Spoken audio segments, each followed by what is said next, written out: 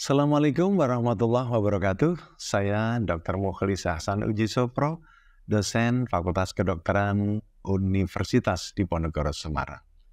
Pada saat ini kami akan memberikan kuliah tentang penyakit infeksi HIV dan AIDS. Tujuan pembelajaran pada topik kali ini diharapkan peserta didik program pendidikan dokter spesialis 1 ilmu penyakit dalam tahap 2 mampu merumuskan tata laksana penyakit dengan mempraktekkan keterampilan klinis serta merencanakan manajemen penyakit di bidang tropik infeksi. Mata kuliah tropik infeksi akan diikuti oleh peserta didik tahap 2 yang telah lulus di tahap 1. Topik bahasan kali ini mengenai diagnosis dan tata laksana infeksi HIV. Mari kita ikuti perkuliahan kita. Assalamualaikum warahmatullahi wabarakatuh. Adik-adik sekalian, saya Dr. Mukhlis Hasan Ujisopro. Kali ini akan memberikan kuliah tentang penyakit infeksi HIV. Tujuan pembelajaran kali ini, peserta didik mampu merumuskan tata laksana penyakit dengan mempraktekkan keterampilan klinis, merencanakan manajemen penyakit di bidang penyakit tropik infeksi, khususnya penyakit infeksi HIV. Secara epidemiologi, infeksi HIV di Indonesia dalam waktu 10 tahun terakhir ada kecenderungan meningkat. Namun di tahun 2020 ada penurunan kasus HIV. Kenapa? Karena pada waktu itu ada COVID. Sehingga pasien-pasien takut untuk melakukan pemeriksaan HIV. Khawatir kena COVID. Namun dari sisi AIDS dengan pengobatan antiretroviral ada kecenderungan turun. Tapi tahun 2020 naik lagi. Berbeda dengan kasus HIV yang turun, tapi AIDS meningkat. Mengapa? Karena pada pasien HIV yang terinfeksi COVID mudah meninggal dunia. Sebab infeksi HIV virusnya virus retrovirus. Infeksi COVID virusnya retrovirus. Jadi semakin memperberat reaksi inflamasi di dalam tubuh.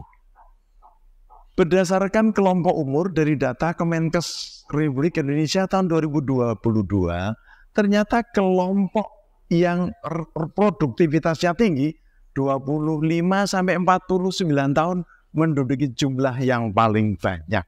Ini perlu perhatian kita. Yang cukup menarik, posisi kita di tahun 2023 saat ini, yang paling banyak kelompok mana? Kelompok lelaki, seks lelaki. Cukup memprihatinkan.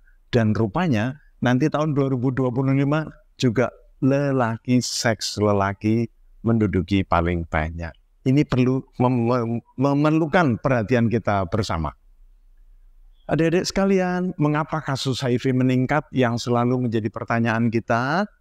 Penemuan kasus aktif, pengetahuan petugas kesehatan di dalam menemukan kasus aktif, serta pengetahuan masyarakat tentang HIV juga meningkat, dan sekarang ini ada normalisasi tes HIV. Pasien datang ke kita sering, "Dok, mau tes HIV, dok. Dok, saya kok pengen tes HIV." Jadi nggak ada malu-malu lagi. Tes HIV dianggap sebagai, "Dok, mau cek gula darah. Dok, mau cek kolesterol." Ya, hasilnya positif. Mereka juga nggak kaget, malah, "Oh iya, seperti yang saya duga, dok." Padahal dulu, begitu HIV positif langsung depresi, kelepek-kelepek. Kita harus menyediakan tisu sampai sagebung karena nangis ya. Kalau sekarang kami menyediakan tisu, tidak lagi. Pencegahan penularan HIV juga kurang, adik-adik sekalian. Hubungan seks tidak aman, hubungan seks selain istri dianggap biasa, hubungan seks sesama pria juga biasa. Ada lagi, hubungan seks sebelum menikah dimaklumi. Kalau dulu kan mau menikah, wah sudah sesuatu yang sakral. Hubungan seks dengan yang ada infeksi menular seksual, terutama pekerja seks komersial tidak langsung mulai menjadi hal yang biasa. Penelitian kami di Wonosobo, wanita pekerja seks tidak langsung ada 1.150. Yang didampingi lembaga swadaya masyarakat 10%, ada 115 orang. Ada di mana pekerja seks tidak langsung itu? Di karaoke, panti pijat, spa. Dan repotnya, Dik, wanita pekerja seks tidak langsung yang HIV positif ada 5 orang, yang infeksi menular seksual ada 25 orang, aktif melayani pelanggan, selalu menawarkan pakai kondom ya Mas. Tapi yang ditawari pakai kondom, tidak usah pakai kondom lah, nanti honornya saya naikkan. Jadi kita nggak usah takut, nggak usah kasihan kepada pelanggan. Wong sudah diingatkan untuk pakai kondom saja tidak mau, malah menaikkan harga. Akibatnya penularan HIV juga meningkat. Perjalanan penyakit HIV itu di fase 3 bulan pertama, fase akut. Fase akut inilah jumlah virus HIV meningkat dan mudah menularkan ke pasien. Selanjutnya, pasien akan masuk ke fase asimptomatik tanpa gejala sampai 6 tahun hingga 7 tahun, dan baru di tahun ke-7 masuk ke fase AIDS, muncul infeksi-infeksi ikutan. Kalau kita melihat secara patogenesis, adik-adik sekalian, virus HIV itu masuk ke dalam tubuh di awal infeksi, ada di mana? Di tempat virus masuk. Kalau hubungan seks berarti ada di ujung penis dan di dalam vagina, maka 24 jam setelah virus masuk ke dalam penis atau vagina, ditangkap oleh sel dendritik di mukosa membran kulit. Dan itu terjadi sampai 2 hari pertama. Akibatnya di dalam darah antibodi belum terbentuk. Kalau ada pasien datang, Dok, tadi malam saya baru melakukan hubungan seks yang berisiko, kemudian besok datang ke kita, dites HIV, hasilnya negatif. Kita jangan selamat, Anda tidak kena HIV. Lah wong virusnya masih di penis, masih di vagina, ya, belum sampai di darah antibodinya. Sehingga kita harus menjelaskan, saat ini belum terbentuk. Tolong nanti tes lagi 2 minggu kemudian, ya. Nah, adik-adik sekalian, infeksi menjalar ke seluruh jaringan dalam 3 hari. Jadi setelah 3 hari baru virus itu akan masuk ke dalam organ-organ di seluruh tubuh kita. Lalu, adik-adik sekalian, kalau kita melihat ada istilah window period. Window period itu waktu antara permulaan infeksi dan mulai terdeteksinya antibodi HIV. Itu sebetulnya kapan? Sebetulnya di hari ke-12 antibodi baru terbentuk. Oleh sebab itu, kalau pasien baru hubungan seks di sini, kemudian datang ke kita sampai 12 hari pertama, hasilnya sering negatif palsu. Tapi kalau sudah hari ke-12, baru antibodi akan terbentuk. Dan selama sampai 25 hari sebetulnya disebut window period. Masuknya virus hingga terbentuknya antibodi. Ada yang mengatakan sampai 6 bulan, sampai 3 bulan. Penelitian terbaru sebetulnya hanya sampai 25 hari. Pasien yang terinfeksi HIV, adik-adik sekalian, di hari ke-15 sampai hari ke-25 akan mengalami acute illness infection, ya. Jadi ada gejala-gejala akut. Apa gejala-gejala akutnya? Demam, letargi, mialgia, rash, headache, pharyngitis, adenopati. Jadi pasien akan mengalami demam, ngelungkrah, badan gak enak, nyeri-nyeri otot, bintik-bintik merah, sakit kepala, kadang nyeri tenggorokan, dan sebagian mengalami pembesaran kelenjar getah bening di leher. Dan itu muncul sekali lagi di hari ke-15 sampai 25. Oleh sebab itu, kalau adik-adik merawat pasien demam kok baru 15 hari, boleh kita mengusulkan untuk tes HIV. Insya Allah positif kalau tertular, ya. 15 dan tidak harus nunggu nanti ya, kalau sudah 1 bulan baru dites HIV. Ya. Kami ingatkan kembali bahwa virus HIV di dalam cairan tubuh yang paling banyak ada di darah. kemudian semen, cairan sperma, cairan vagina, cairan amnion, air liur paling sedikit. Karena dari 1 cc air liur kita mencari air liur sampai 1 cc itu ya butuh waktu loh. Ngecas kok sampai 1 cc. Ternyata virus yang didapat hanya 1 tok. Artinya sun-sunan, ciuman tidak menularkan HIV, kecuali cokot-cokotan yang menghasilkan darah. Karena ada darah yang keluar. Kalau cuma sun pipi kiri, pasien kami kontrol, terutama maaf ya, yang laki-laki, itu kalau ketemu dokter Mulis, aduh, padahal podo lanang ya. Nah, itu nggak menular karena melalui air liur hanya 1 cc tok. Kami harus mengingatkan adik-adik sebagai dokter yang merawat pasien, penularan HIV itu harus 3 pilar. Pertama, pintu keluar dari mukosa yang rusak, vagina, ujung penis, dan anus yang rusak. Kalau nggak rusak, tidak akan menularkan. Dan ada perantaranya, darah, cairan vagina, cairan sperma. Serta pintu masuk, mukosa yang rusak juga, vagina, ujung penis, anus yang mengalami infeksi.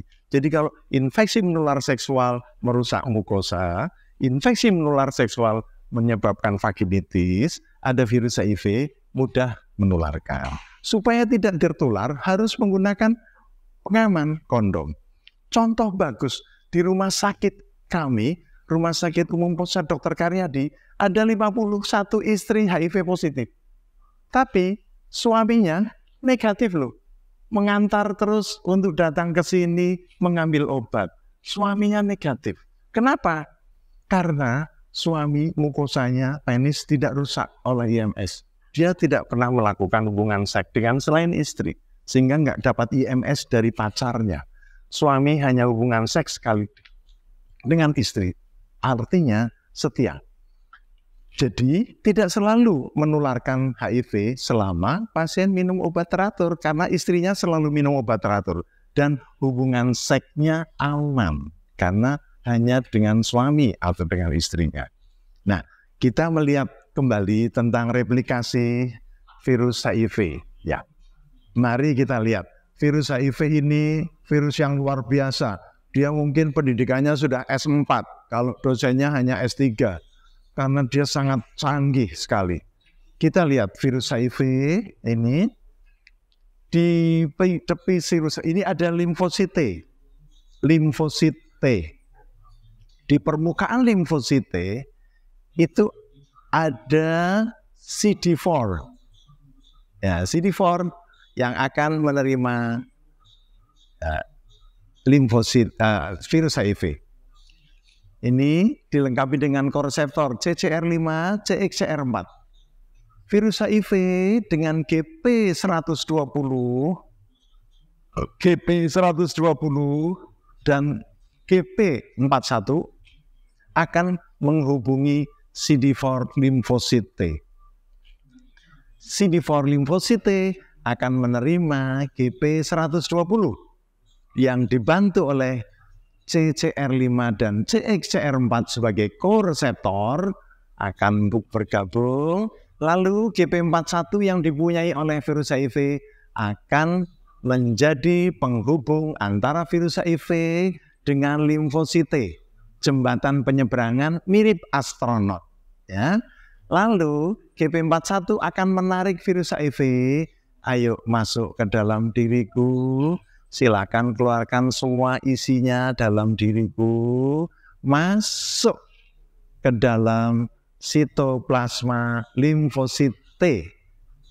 Semua yang ada di virus HIV masuk ke dalam sitoplasma limfosit T.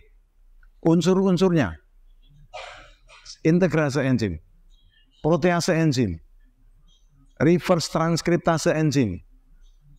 Reverse transkriptase enzim ini yang akan berperan merubah virus DNA, virus RNA menjadi virus DNA. Kita lihat, ini RNA, ini DNA. RNA dan DNA akan dipisah, RNA sendiri, DNA sendiri, single stranded menjadi double stranded. Oh, jadi double stranded. Ya. Ini masih di dalam sitoplasma limfosit T.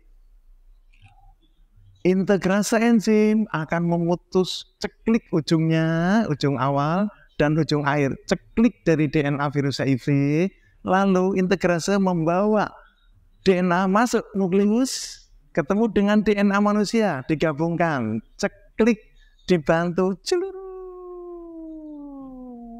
bagus sekali. DNA virus HIV sudah bergabung dengan DNA manusia.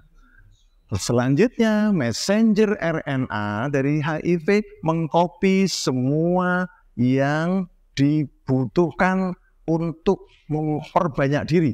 Keluar dari nukleus, masuk ke sitoplasma. Nanti akan dibantu oleh enzim protease menggabungkan semua unsur-unsur yang diperlukan. Ini enzim protease memotong ceklik menjadi calon virus-virus baru, dilengkapi dengan semua yang dibutuhkan. Setelah lengkap, dia dari sitoplasma keluar menuju dinding limfosite dan menjadi virus baru yang sudah dilengkapi dengan berbagai keperluan untuk hidupnya. Limfosite, adik-adik kita lihat, limfosite yang dipakai untuk memperbanyak diri akan mati. Akan mati, coba lihat. Mati limfosite. Padahal limfositenya kan ada CD4. Oleh karena itu, CD4-nya nanti akan turun. Sementara jumlah virus akan meningkat. Obat antiretroviral yang kita gunakan, fusion inhibitor kita pakai. Tidak bisa ketemu karena ada fusion inhibitor. Enzim reverse transkriptase kita pasang di sini, obatnya dipasang, tidak bisa lewat, tidak bisa lewat karena protease enzim ada. Kemudian ada integrase, tidak bisa lewat. Terakhir protease inhibitor yang lopinavir, ritonavir, aluvia, tidak bisa lewat. Jadi obat-obat ARV itu berusaha untuk ngeblok semua virus komponen yang ada di dalam sitoplasma sel. Sekarang lanjut, adik-adik sebagai dokter harus bisa mendiagnosis. Caranya bagaimana? Kalau ada pasien-pasien yang kita duga terinfeksi HIV, maka kita akan lakukan tes. Kalau tes yang pertama ternyata hasilnya reaktif, maka kita lanjutkan dengan tes yang kedua, hasilnya reaktif, kita lanjutkan tes yang ketiga, hasilnya reaktif, hasilnya berarti reaktif. Tapi kalau ada salah satu komponen yang non-reaktif, maka kita sebut inkonklusif, tidak dapat disimpulkan. Seandainya baru tes yang pertama terus langsung non-reaktif, maka hasil di laborat adalah non-reaktif. Ya. Sekarang WHO menjelaskan kepada kita semua tes HIV harus dengan darah. Sekarang memang ada di pasaran itu tes HIV dengan urin, kayak kehamilan. Tes HIV dengan air liur. Tapi itu hanya antibodi saja sebetulnya. Dilalah kalau di air liur positif, nanti kita cek dengan darah juga positif. Untuk mendiagnosis kita harus menggunakan darah. Ya. Adik-adik sekalian, ada contoh kasus seorang ibu hamil HIV positif. Kemudian suaminya kita tes HIV-nya positif juga. Lalu yang bersangkutan akan melahirkan, maka nanti melahirkannya adalah dengan cara operasi sesar. Anaknya 18 bulan kemudian kita tes ternyata hasilnya negatif. Alhamdulillah. Padahal suami positif, anaknya negatif, ibu positif. Kemungkinan tertular ternyata 40%. Nah kalau ibu minum obat ARV secara teratur, maka tertularnya tinggal 8% seperti anak ini. Bagaimana cara melahirkan? Dulu di tahun 2013 harus dengan operasi sesar, tapi Peraturan Menteri Kesehatan tahun 2019, operasi sesar harus sesuai indikasi medis. Kalau panggul sempit, ketuban pecah dini, plasenta previa, atau partus tidak maju, baru operasi sesar. Jadi pencegahan penularan dari ibu ke anak, ibu bisa melahirkan tanpa operasi sesar kalau ibu sudah minum obat ARV minimal 6 bulan, viral loadnya tidak terdeteksi, dan operasi sesar atas indikasi medis. Ya. Sekarang ini semua ibu hamil harus dites HIV dan sifilis wajib. Jadi diharapkan semua ibu hamil dites HIV. Tapi di praktek lapangan baru 55%. Yang 45% sebagian tidak boleh oleh suaminya. Khawatir nanti ketahuan istrinya positif, tertular dari siapa? Dari suami. Nah, ibu, adik-adik sekalian, sekarang perkembangan virus HIV menjadi AIDS itu ditentukan oleh jenis virulensi dan faktor host. Ada yang repeat progressor, average progressor, ada yang slow progressor. Yang slow progressor itu bisa 15 tahun terinfeksi HIV, baru kemudian menjadi AIDS. Contoh kasus, ada ibu HIV positif 30 tahun, positif tahun 2007 tertular dari suami yang meninggal karena HIV, kemudian dia minum obat ARV hanya 1 tahun tok, lalu drop out. Mencoba drug holiday, suaminya supir 20 tahun HIV negatif, 2022, ibu tadi tanpa obat sudah 15 tahun datang ke kami, baru muncul jamur di mulut. 15 tahun, ini masuk yang slow progressor. Artinya tidak bisa langsung segera meninggal. Ya. Lalu ada pemberian obat antiretroviral. Nanti kami akan jelaskan untuk yang antiretroviral. Bagaimana kalau pasien HIV kemudian kita mendapatkan, lalu langsung kita berikan ARV pada hari yang sama tanpa melihat stadium klinis maupun CD4. Pengobatan ARV, kita akan memberikan obat ARV tapi harus melihat infeksi oportunistik ada enggak. Kalau ada infeksi oportunistik, misalnya ada koinfeksi HIV, kalau ada koinfeksi HIV, maka pengobatan TB dulu, ada TB dan ada HIV, TB dimulai terlebih dahulu, baru ARV 2 minggu kemudian. Kecuali pada meningitis TB, obat ARV minimal 4 minggu, baru dilanjutkan pengobatan TB. Pengobatan TB dulu, baru dilanjutkan pengobatan ARV. Selanjutnya, ceklik. Ya. Kalau ada toksoplasma, maka diberikan 2 minggu, lanjut ARV. Cryptococcus, ARV diberikan setelah 6 minggu pengobatan Cryptococcus. Profilaksis cotrimoxazole kita berikan kalau CD4 kurang dari 200. Lanjut. Ya. Profilaksis lanjut. Ya. Terapi pencegahan TB, semua pasien HIV tanpa tanda TB aktif kita berikan obat terapi pencegahan TB, ibu hamil, anak, dan orang HIV yang telah menyelesaikan pengobatan TB juga harus mendapatkan terapi pencegahan TB. Slide.